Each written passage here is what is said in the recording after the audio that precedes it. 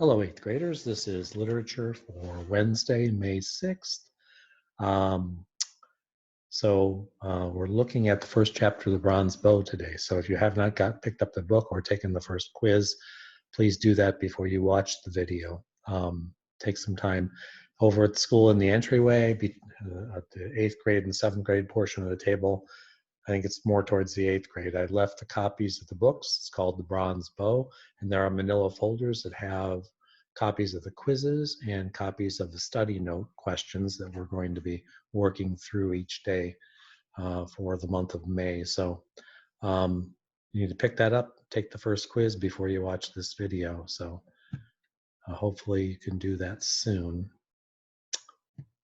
And let's see, set this up. Here it is.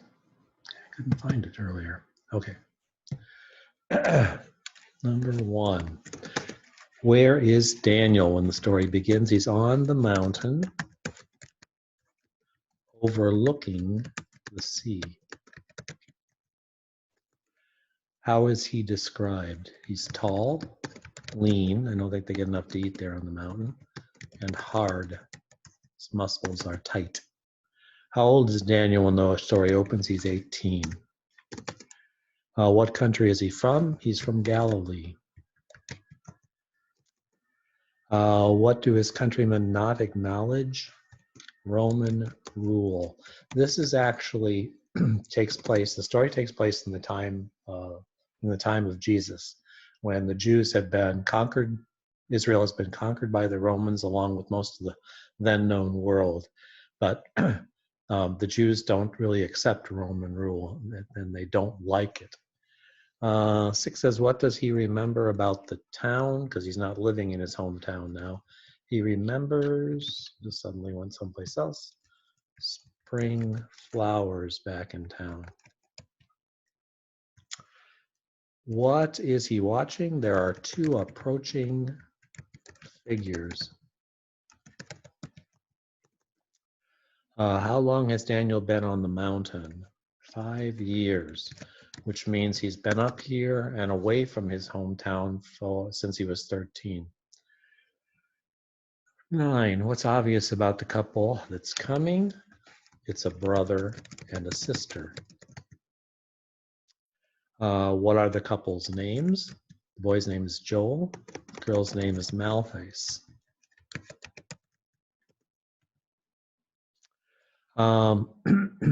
11 says, what does the bar in Joel's name mean? Back then, the word bar meant son of. So, for example, Jesus would have been called Jesus bar Joseph, because people thought that Joseph was his father.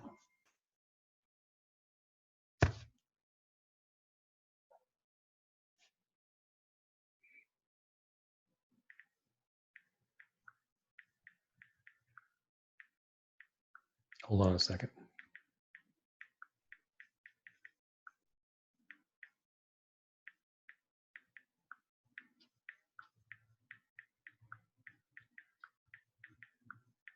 Sorry about the interruption.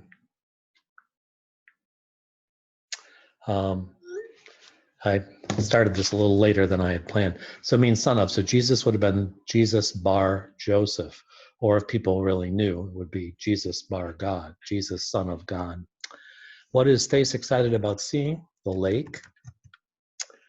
Where does Daniel know them from? He knows, he would know Joel from synagogue school. All Jews would have gone to, it's like a religious school for the Jews. Girls did not go. They learned in the home from their mother, household things. But he would know, and he knows Thace from the fact she hung around where Joel was sometimes. What is the name of their village? It's Ketsa, which is, I think, the name of a flower. We'll find out later. Who does Daniel usually think of in the village when he thinks about it? He thinks about his grandmother and his sister, all the family he really has left back in the village. Who does Daniel, did I skip one? Oh, shoot, I did. Okay, so 14. You can just draw arrows if you got it mixed up. 14 should have been his sister. What did they used to tease Joel about his sister hanging around? And then this one should have been 15. I'm sorry. 15 should have been Ketsa, the name of the town. And 16 would be his grandmother, sister, all the family he has left. How does Daniel greet them? The traditional greeting is peace be with you. How does Daniel, oh, did I skip one again? Oh, sorry. Gotta pay more attention to the numbers. Again, you can draw arrows if you need to change this. 17 should be, what urge does Daniel struggle against? Talk to them. He's got this urge to talk to them. And again, the traditional greeting is peace be with you. Still used in church sometimes. What does Joel remember about Daniel? He is a runaway apprentice. Sometimes apprentices were treated badly, and so they would run away. Well, that comes up in the next question. Why does no one blame Daniel for running away from his apprenticeship? The guy he was working for, Amalek, beat him. What does Daniel ask for information about? His grandmother and sister. What does Thais know of Daniel's sister? She never goes out of their house. Who's Simon? He was Daniel's fellow apprentice working for Amalek. What do people say of Simon's shop? It's busier now that, lost my place. Busier now than when Amalek ran it. Probably because Simon's a better blacksmith. What message does Daniel send? Just to tell his grandmother he is up on the mountain, that he's letting her know she's still alive. Hasn't been back in 5 years. Who does Thais ask if she can say hi to too? Oh, let's see. Who does Thais ask if she can tell to? Oh, I think that the message that Daniel would send would have been back to Simon. And Thais says, well, can I tell your grandmother also? And what does Joel say of the mountain? People say it's full of robbers, thieves. What invitation does Joel give Daniel? Share their lunch that they brought with them.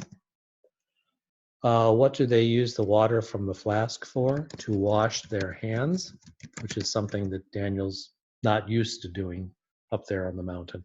Who rescued Daniel when he first came to the mountain? A man named Rosh, kind of the leader of this group. What work does Daniel do for Rosh? What he was learning to do in the town, a blacksmith's work. What is Joel planning to become?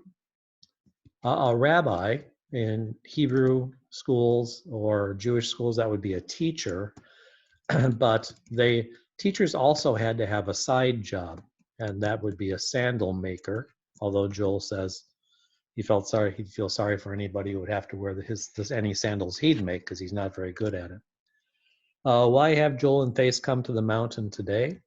It's a holiday for them, and they are soon moving to Capernaum, a much bigger city than Ketsa.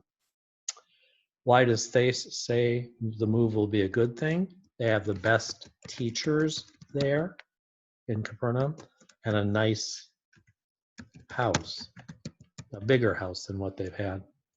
What prompted this move? Their family inherited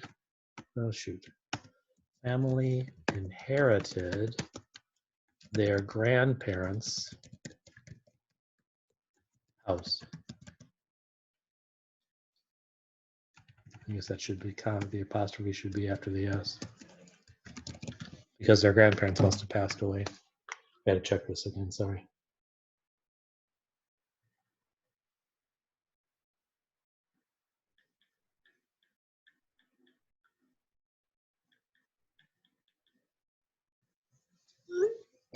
Okay. What prompts Daniel to spit? He sees some Roman soldiers. He hates the Romans, as many, as many Jewish people did back then. What hatred do Joel and Daniel share? I already mentioned the Romans. Joel feels the same way about them. Pardon me.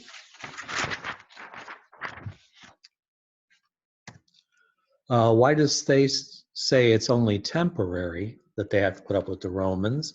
She says God will send a savior. That's something that they've been looking forward to for generations. What deliverers are mentioned from the Old Testament? Joshua, Gideon,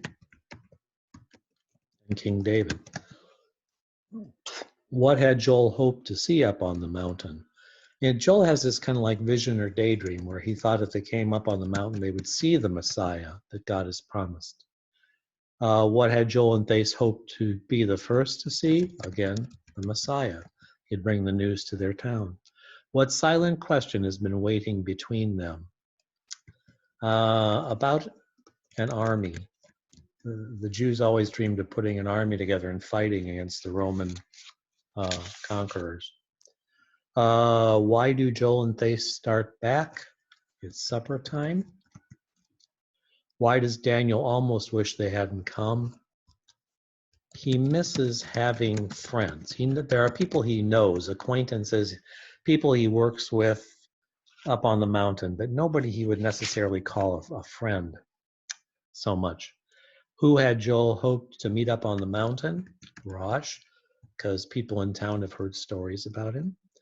What does Daniel say Rosh is doing? Raising an army to fight the Romans. Who is Rosh? He's actually an outlaw, a thief. He fought with a man named Judas, not the one you're familiar with from, Jesus' disciples, and escaped crucifixion, which is what happens to a lot of people who try and fight the Romans. What are the two views of Rosh? Some people say he robs his neighbors. Others say he's like Robin Hood. He takes from the rich to give to the poor. What would Joel really like to do? Join Rosh. That's his dream. What does Daniel think of? His sister and his parents, meaning Joel's sister and parents. What would they think if he joined Rosh? Who do they abruptly run into? Another one of Rosh's men who's up there, Ebol.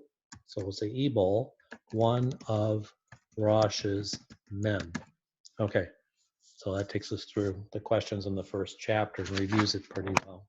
I can almost guarantee you will like this book more as it goes along. If you don't, if you're having, I don't think you'd have doubts about it. I love this book. It's not a real well-known book like Code Orange, but it's one that I think is just a story that you really get wrapped up in, and I think you are really going to enjoy reading it. So looking forward to working through it with you in the coming days and weeks.